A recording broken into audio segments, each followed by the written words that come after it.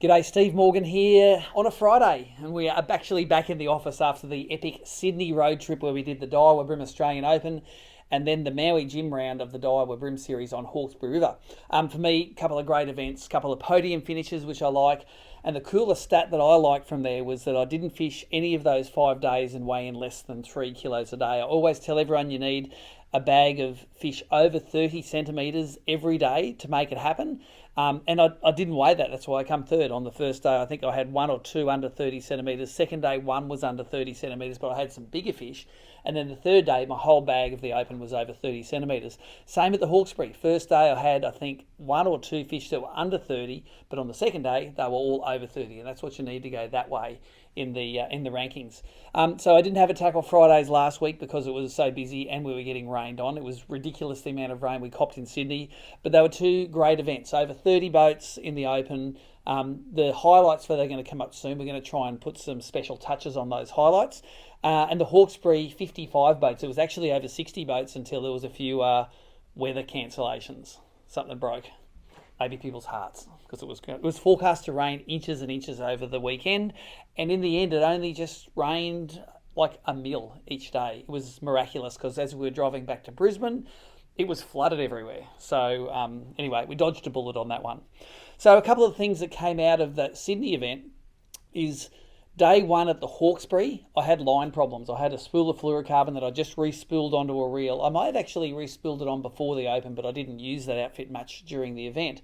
That failed me. It broke probably 2 or 3 or 4 times during the first day of the Hawkesbury, and whenever you lose a fish, you think it's a big one. But I'm sure I lost some weight because of it. It was because I spooled the line up the wrong way. It wasn't the line's fault. It was I used the 3-pound Daiwa J thread. I've been using this stuff all year and I've had no dramas with it. But when I threaded it up and I put the spool on the ground and I let it run around on the ground normally, and I was putting tension on with my fingers, I felt it heating up and I thought, that's not hot enough to do any damage to the line. I tell you what, it was enough to do damage to the line because it would break at random times and random places, and it really frustrated me during the event.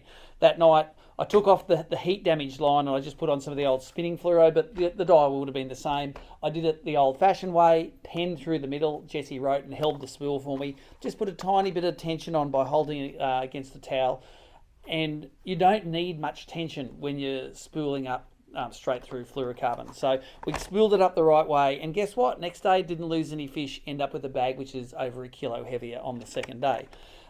People asked me a couple of questions about the straight through fluoro. One is, what brand do you use? And here are the 2 brands that I use. I use this is the J thread fluorocarbon from Daiwa, which I've started using in the last sort of 6 to 8 months. And this is the stuff I've been using for the last 10 to 15 years. It's the Yamatoyo spinning fluoro in 2, 3 or 4 pound. They're both really good. I'm just running out of stock, so this is going to do a bit of a restock of that. The Daiwa stuff you can get at most tackle stores. So as I say, the line problems I had weren't related to the line. They were related to the idiot who, after 25 years of doing this, is still making mistakes. Other things that came out of the weekend was it was a big cranker crab fest. I went down there last year. It was all about the mussel. In the Open, it was mainly about mussels and big cranker crabs. Went to the Hawkesbury, the fish were telling me that they just wanted to eat crabs, which is funny because the year before they sort of didn't really want to eat crabs. So you've got to listen to the fish each day of what the fish want to eat. On the practice day at Hawkesbury, went out with Steve Lampsakianos. We dialed in his Garmin and caught some fish on mussels and crabs and had a really good day. But during that day, I sort of got a feel for the fact that they really wanted to eat those crabs. Had a really good time at Hawkesbury with my non-boaters. Duncan Jamison I had on the first day. He got his limit pretty easy, and a guy called Dan Reynolds on the second day.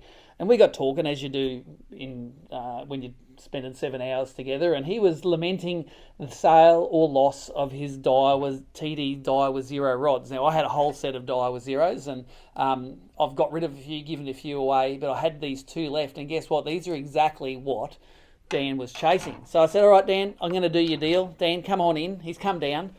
And he's come to pick up these rods. Yeah, the TD Zeros, mate. There you go. You've got a couple more for your collection now. Thank you, sir. And I have got what I asked for. I said, I'll trade you those 2 rods for 4 cranker crabs. Didn't really matter what size or colour because I'm a cranker crab collection. Got a bit of a hide, and throw these up here, mate. Tell me what you like about the TD Zeros. They're about 4 or 5 years old now. Mate, cosmetics, beautiful. Yep. Obviously love that. Yep. So light in the hand, and I just remember it had enough power on the tip, and you could pull your cranks. It's super slow, great wobble, and even throwing plastics, I felt every little nip on the tail.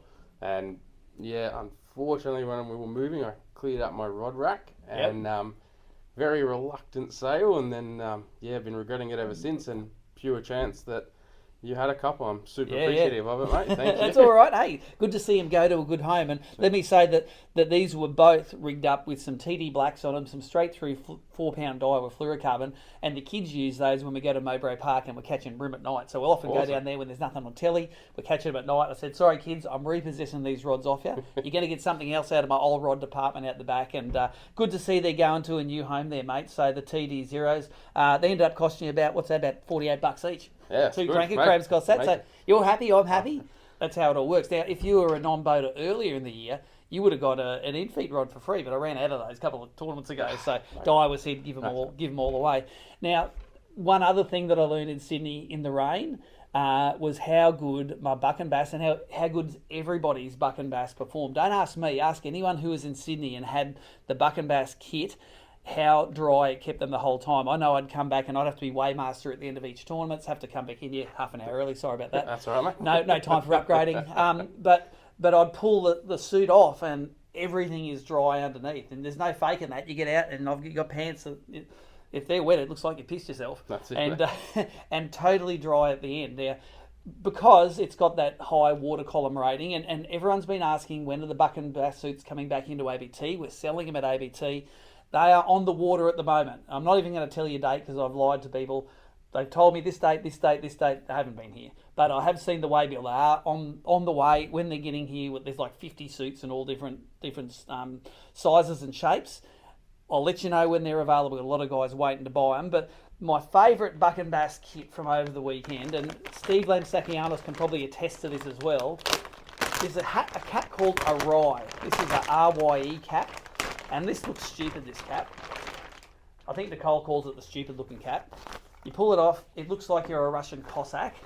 But what you do is firstly it's made of the same buck and bass stuff that the suits are made of. So it is totally waterproof. So the way a buck and bass suit works is the head of it doesn't cover the tip of your cap. It comes down to here, and when you're running in a bass boat, that actually holds your cap on your head so it doesn't all blow out. Other rain suits, they billow up around your head and they're like pulling your head back and blowing all the stuff out. Secondly, you can tie them up around your neck like this, and all of a sudden you're warm, the water's beating off, you can keep that the suit, you pull it right up around your face, and then all you need to do is put on a pair of ski goggles, or I use like one of the paintball, they're called a safe face mask.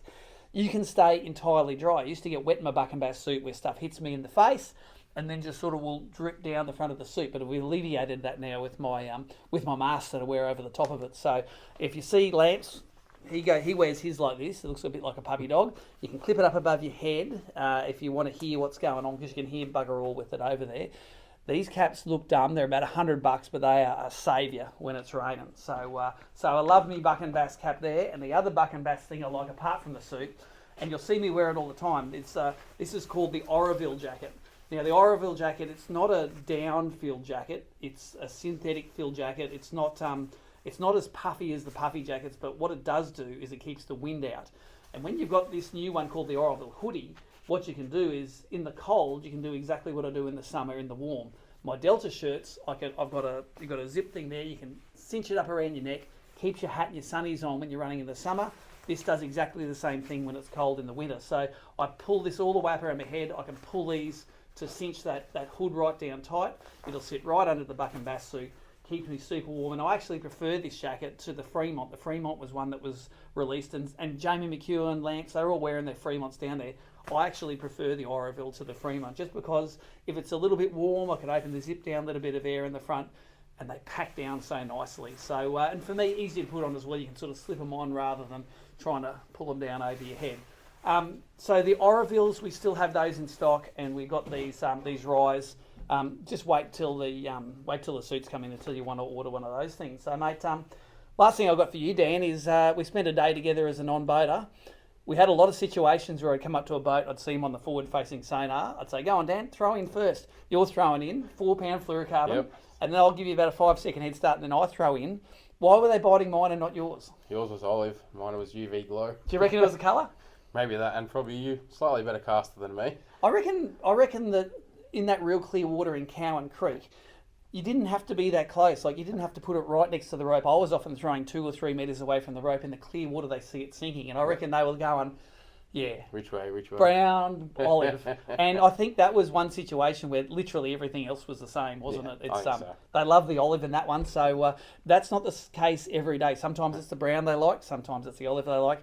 And sometimes it's the UV that they like. So, again, you've got to let the fish let you know what's going on. Final question I've got for you. Yep. On a scale of nana to crazy driver, how slow do I drive a bass boat? Super grand nana. I don't send it at all. I drive for comfort. Comfort, and I think, I don't know if it was you, one of the guys, I remember getting nearly all the way back, and we got their first little spray of water when I got back. It's like, I like to drive a perfect day where none of us get any salt water on us. So I drive for economy and I drive for safety. So didn't feel a bump. Didn't feel it. Well, when you're coming around those pressure waves around Rest Head, it's a pretty good idea, mate. So, hey, take those rods. They're all yours now. I've got some cranky crabs, and that's Tackle Fridays for another week. Thank you so much.